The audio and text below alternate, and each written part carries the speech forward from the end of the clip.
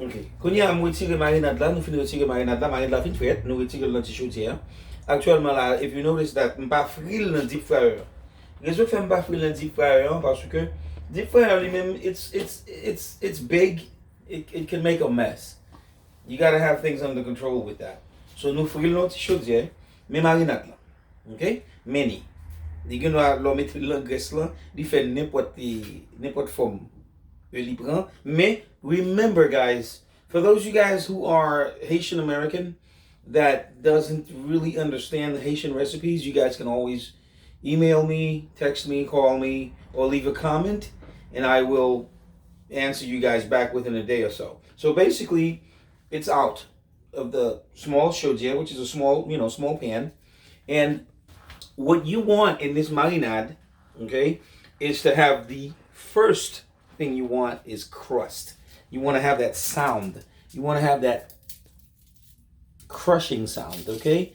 And the second thing you want is where under the marinade now, it's soft, okay? Now, for the guys that was really curious about the ingredients marinade là, it starts with flour, just simple flour. You can use all-purpose flour, or you can use self-rising flour. However, if you use self-rising flour, you do not have to use yeast. I don't know, for some reason yeast is kind of hard to find. Now, if you use regular flour, you do have to use yeast, okay? So, yeast, you gotta look up your ingredients as far as how much flour you guys are putting in. So, soumettez ça que le lait de vin, c'est lui-même qui est le yeast. Le en Haïti, boulanger a fait pain, il a fait biscuit. C'est ça élevé pain, il fait pain gonflé, qui vient faire pain en relais pain. Vous comprenez? So, deuxième vidéo ça, c'est about marinade et Jean marinade la fête. Songez, secret marinade là, c'est lait de vin avec l'huile nous chaud. Vous comprenez?